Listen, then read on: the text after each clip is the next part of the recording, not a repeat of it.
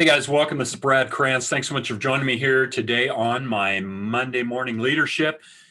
We know that good leaders ask great questions, right? That's from a book by John Maxwell. I've read it, great book. I've done some videos on it. But today, my Monday morning leadership topic is on questions leaders ask other leaders. Specifically, 12 questions leaders ask other leaders. Okay. So again, thanks for tuning in and joining me today. Hopefully I can shed a little bit of light on it. I think I've been spending some time this past year plus delving into the whole aspect of questions from a leadership standpoint. It's a newer area that I've focused on. I think it's a really important area. So hopefully you'll mesh with what I'm saying today. Okay. So I briefly examined the questions. When you connect with other leaders, what do you ask them? You know, it might be something you're asking. What do I ask? Or just somebody that you don't know, somebody who's successful in that. What do you ask them? Okay. And then I'm going to add my brief thoughts on each here too. So hopefully that in and of itself is a great question. When you meet with other leaders, what do you ask them? Okay. Well, I'm going to hopefully touch base on that and shed some light on that today. So here's my borrowed baker's dozen from my friend Bob Tiede at Cru Ministries. I interviewed Bob last year here on my YouTube channel. He's a great mentor. He's a great leadership coach, an expert. His books, he's done several books on asking questions. So he's an authority on this, but his paper he wrote, or article he wrote, really stimulated my thinking. I thought this would be great that I could put my take on it, do it in a video, and share some of the insights that he's come up with and some of the questions that he's asking. Because again, I think it's good to ask those type of questions, but you might want to start number one just by somebody maybe you don't know, a leader, someone who's successful is, may I ask you a question? And again, I'm just going to reiterate this. I believe it. It's cliched, but the only dumb question you don't ask, or the only dumb question is the one you don't ask. Right. So people love leaders. We love to have, can I ask you a question? Sure. You can ask me just about any question other than, well, can I give you money? Because I'm not going to do that. But may I ask you a question? People want to know. People that know love to be asked that. So here's the baker's dozen. Okay. Number one is, please tell me your story, or how did you get your start? This is kind of what we get back into the old family occupation recreation is, how did somebody get a start in this business? How did you develop the leadership you did? Whatever, but how did you get your start? Okay, that opens up a door to allow somebody to talk about how they got to where they're at. Okay, and I think it's a great door opener. It's a great conversation starter. Number two, he calls it, what is your secret sauce? Okay, meaning what are your 3 to 5 leadership principles that you've discovered and executed that have contributed to your success? You probably should have 2 or 3 of them, or 5 of them, right? I'd say number one, just understanding leadership, but practicing it for me and being able to talk about it on my YouTube channel and be able to use this and share this with people to help influence them positively. But that's a great way. What is your secret sauce? What have you done? What's made you successful? Okay. And then third, what would you say has been your greatest accomplishment? I mean, assuming you've accomplished something in your life, but what is that? And somebody who's successful, again, we're talking multimillionaires, Bill Gates, Michael Saylor, Mark Cuban, Robert Kiyosaki, somebody like that, what would you say has been your greatest accomplishment? They'll tell you, okay, and they'll probably tell you some of the struggles they went through to get that too. But that's another good question to ask a leader. And fourth, what are your favorite questions to ask those you lead? And you know what? And I'll talk about this at the end when I sum it up, but you're going to learn a lot from that. I would say one of mine that I like to ask is just somebody basically, how can I help you? Okay. How can I add value to you? How can I be a resource for you? When I ask that, I'm really sincerely asking. I want to know. But if you ask a leader, again, what is your favorite question or questions you ask those that lead? You're going to find out because they want to figure out how you think. And a lot of times when I'm asking questions, I want to see too how people respond. Do they respond? And then how do they respond? Or do they skirt around it, ignore it? Because you're getting a lot of this, and this develops too from people on Messenger, which is great. People want to reach out, but when people just say like hi or hello, that doesn't really do too much, right? That's not a leadership question. And when you're reaching out to me, I want to know more about you. What motivates you? Who are you? What are your dreams? What are your goals? You know, so ask something that's meaningful. Okay. And then fifth, this really gets into the whole idea of mentorship, and that people that are successful didn't get there on their own, is who opened doors for you, right? Hopefully you had a mentor or two, or an influence, somebody that opened the door for you. Because again, I really believe this. I said this last week on my video, that people that are really successful did not get there on their own. There's no such thing as a self-made man or woman, right? You had somebody help you to do it. Otherwise, you're God in the flesh, right? Which we can rule that one out. But who opened doors for you, right? And that's a key. Really gets down, I think, kind of networking, your association, people you come in contact with. You can find people that can help open doors for you.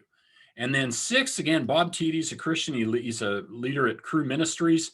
I am as well. But God, what role does God play in your life and leadership? Because if you are a believer, if you're a Christian, you believe in a God, that's going to have some influence on your life and your leadership. And so that's a great question. If you ask me that, I will tell you God's number one. And on the video I did on my journey with cancer, that I realized that more than anything, God is sovereign. He is in control, and I'm not. But that does impact my life and how I lead. So it's a valid question, and it's a great question. I think it's a sincere question as well.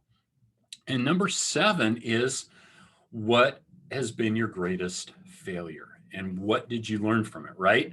Because we've all failed more. I'm reading a book on Michael Saylor and some of the failures he had. But what did you learn from it? Because, right, failure is part of success. You can't get rid of it. Failure's not fatal. And I told somebody this last week, failure's not fatal. It's only fatal or final if you give up. But more importantly, what did you learn from it? Again, a good mentor of mine has said, and this bears repeating, that he's learned nothing from his successes, but everything from his failures. So by asking this question of a leader, you're going to find out. And I told a guy I was talking to on social media this last week what some of my failures are. Hey, I didn't wake up. I wasn't born into success. I've had my struggles personally, financially, relationally, but what did you learn from those mistakes? Is hopefully the big thing is you learn from it, and you learn, one, not to repeat it, but it was a stepping stone to take you to greater success on your journey to success. And then number eight, this is more of a technical question. I'm not so much a technical guy, a corporate guy, but talk to me about execution. He asks, what do you do to ensure that your strategic plans actually become a reality, right? If you got a plan, you're trying to implement it, you've got to have some checks and, measures in there to make sure they become a reality. So that you can learn from somebody who's been successful, who's directed business growth, business expansion, et cetera. What did they do to ensure that their strategic plans became a reality? So we can learn. And the big thing too about questions, guys, is you learn. It's part of the listening process. I think to listen, you have to have empathy, but to listen, you have to ask questions. And this is what's really key, because you ask a question and then you shut up and you listen to what they say, right?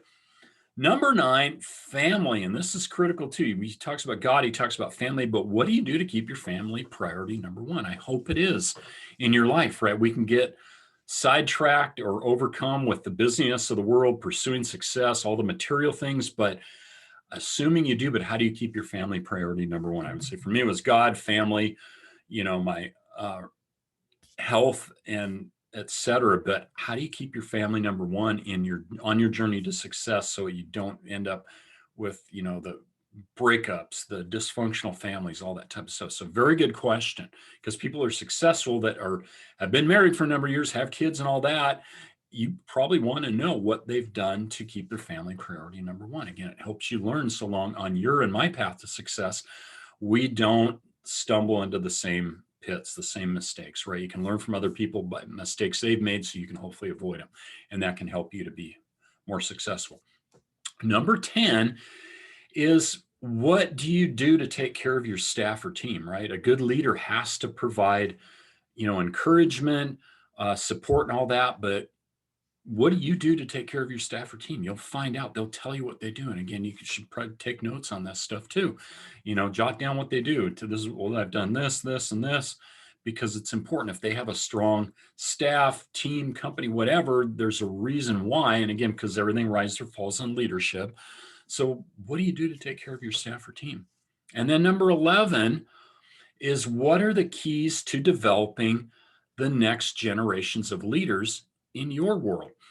And this is important because leaders should be multipliers. And one of the traits or characteristics of a successful leader is they create more leaders. So if somebody's not leading, I'd say they're probably maybe a poor leader, or they're a manager, because managers don't create more managers, right? Or managers don't create leaders, but leaders create a next generation of leaders. And I've talked about this before. And I think one of the things is, I've heard somebody say this, is to your goal as a leader, maybe top executive of a company, is to work yourself out of a job. Are you preparing for your succession, your exit from your business, from the job, from the company, and you have somebody else lined up that you've groomed? So that's really key, is to continue as leaders that we develop other leaders. And how do you do that? So that's a great question. What are keys to developing the next generation of leaders in your world? And lastly, of the baker's dozen here, relationships, super key, right? How do you continually develop or deepen your personal relationships with maybe your clients, your customers, your staff, peers, and other leaders? Right? Leadership and relationships go hand in hand, right? They're critical. Your relationships are really foundational. So how do you deepen those personal relationships? Again, this is going to presuppose having people skills, the ability to get along with people. But that's a great question. If people are successful, have deep relationships with their clients, with their customers, their staff, their peers, and other leaders. So how did they do that? And relationships are really critical. And then 13, what questions are you asking yourself lately? A couple that I've done, just to give you an example, I've done a couple videos on risk, because I've been thinking about risk. I'm in the investment arena with crypto and that, but what's my risk tolerance? I believe that leaders have to take risks to be successful, right? At some level. And then the other one, I asked it, and I will post this as the video on my end screen today, is what I asked last week. What are you doing what are your greatest aspirations, right? I've been thinking about that myself. I don't just ask that question, but I think about, Brad, what are your greatest aspirations? And I talk about that briefly. I share that in my video, but those are a couple questions I've been asking myself lately.